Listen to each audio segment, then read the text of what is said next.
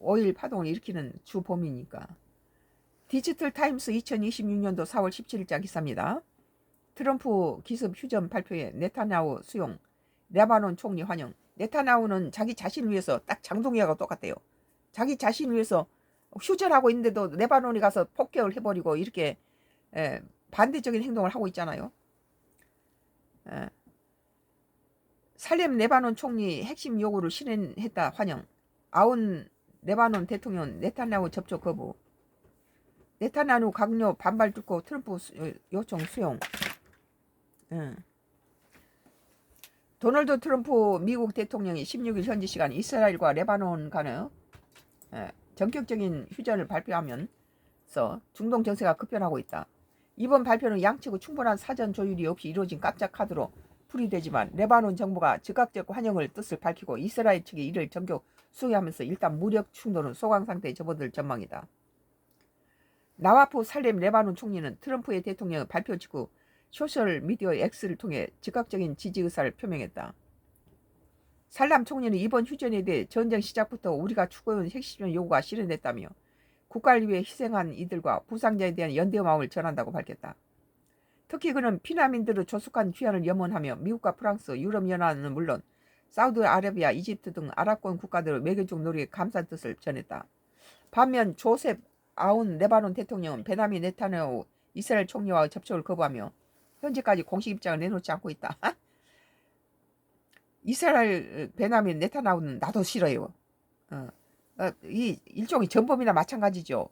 아니 폭격을 하면서 어린이집이라든지 아이들 학교라든지 피난민 수용사라든지 이런 그 아파트 단지라든지 폭격이 있으면 안 된다 폭격을 하면서 뭐 거기가 무슨 무장 뭐 집단이 거기에 숨어 있다 막 이런 식이었거든요.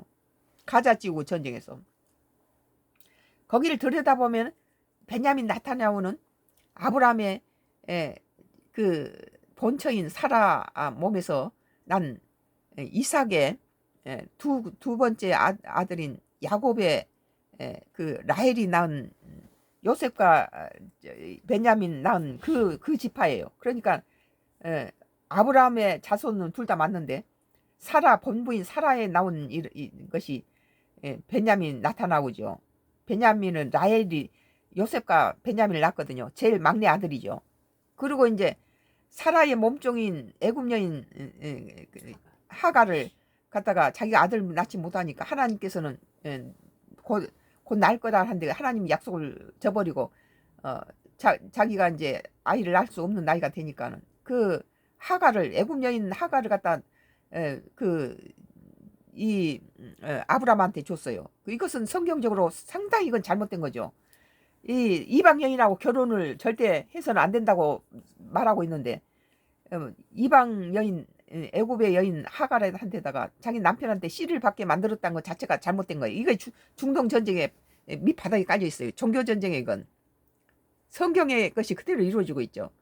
그러니까 이제 하갈이 낳은 아들을 하나님께서는 이스마일이라고 지으라 하고 사라가 낳은 아들은 이삭이라고 짓고 이삭만이 이 모든 것들을 상속받을 수 있다. 그리고 이제 사라는 하갈을 하고 이스마일을 내쫓았죠. 그 사람들이 이제 들에서 거주하면서 이렇게 세력을 꾸며서 이렇게 나라를 만들었는데 이 사라의 아브라함의 자손인 사라와 하갈의 자손들이 이렇게 전쟁을 벌인 겁니다. 근데 보세요. 가자 지구에 하만 저기 한이의 그 이스마엘이 바로 그 하갈의 자손이에요. 그 죽인 뭐 암살 이스라엘이 베냐민 나타누가 죽인 그 한이의 그 죽은 사람이 한이죠. 그 이름 석자에 뭐가 있어요? 이스마일이 있잖아요. 이스마일 한예죠. 이스마일 한예가 바로 하갈의 이스마일 그 성이 있죠. 이 베냐민은 바로 사라의 그 아들 이삭의 둘째 아들의 자손이에요. 증손자가 되죠. 그 사람들 끝도 없이 적을 한데 이것은 성경에 어긋난 사라가 이방 여인 하갈을 자기 남편을 첩으로 준 것이 이것이 하나님 말씀에 어긋난 짓을 한 거죠. 이게 에, 라와프 살람 레바논 총리는 프랑스 트럼프의 대통령 발표 직후 소셜미디어 X를 통해 즉각적인 지지 의사를 표명했다. 살람 총리는 이번 휴전에 대해서 전쟁 시작부터 우리가 추구해온 핵심적 요구가 실현됐다. 어떤 내용인지 모르겠네요. 국가를 위해 희생한 이들과 불상자들에게 연대의 마음을 전한다고 밝혔다. 특히 그는 피난민들의 조속한 귀환을 염원하며 미국과 프랑스, 유럽연합은 물론 사우디아라비아, 이집트 등 아랍권 국가들의 외교적 노력에 감사의 뜻을 전했다. 뭐가 백인 됐나 보죠. 반면 조셉 아움 레바논 대통령은 베냐민 네타냐후 이스라엘 총리의 접촉을 거부하며 현재까지 공식 입장을 내놓지 않고 있다. 헤즈볼라 측은 아부하함 알무사위 의원을 통해 이스라엘의 적대 행위를 포괄적으로 중단하고 암살 작전에 악용하지 않는다면 조심스럽게 휴전을 준수할 것이라는 조건부 수용 의사를 내비쳤다. 이번에는 전부 다 그걸 수용하는 거 보니까 이번 내용이 어떤 것인지. 이스라엘 내부에서는 긴박한 움직임이 포착됐다. 네타냐후 총리는 트럼프 대통령 발표 직후 안보관계 장관회의를 소집해 휴전 동의 사실을 알렸다. 그러나 휴전하고 있는데도 레바논에 막 총격을 했던 것이 그 이스라엘인데 그 베냐민 나타나우에 대해서 믿지를 못하죠. 국제사회에서도. 그는 이스라엘 가장 큰 우방인 트럼프 대통령이 긴밀히 공조하며 행동할 때 이스라엘은 그에게 협력한다며 이번 결정이 미국 쪽 강력한 요청에 따른 것임을示唆했다. 트럼프하고 이란하고 서로 협의하고 있을 때 레바논에 가서 폭탄 던져보는 게 누굽니까? 주목할 점은 네타냐후 총리가 안보 내각의 공식 표결 절차까지 생략하며 휴전을 강행했다는 점이다. 자기들도 다 총탄 떨어지고 미국도 총탄이 떨어지는데 그런 나라들을 오죽하겠어요. 끌면 끌수록 안 좋죠.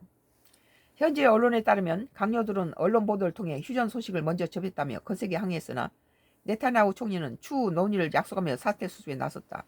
휴전 되긴 됐나봐요. 이스라엘군 향후 10일간의 휴전 기간에도 현재 점령 중인 레바논 남부지역 요충지의 배치 상태를 그대로 유지할 방침이다.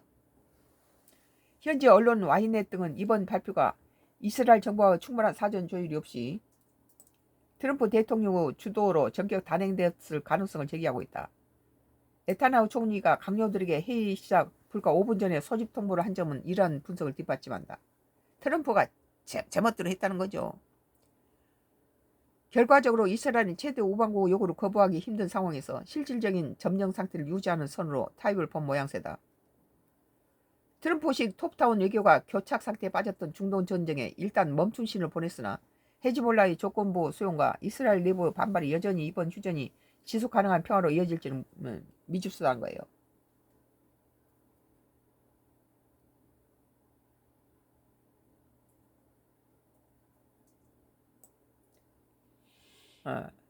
디지털 타임스 2026년도 4월 17일자 오늘 기사예요. 트럼프 기습 휴전 발표에 네타냐후 수용 레바논 총리 환영 그랬는데 이것도 휴전 해놓고 또다시 또 그렇게 되고 그럴 수도 있죠.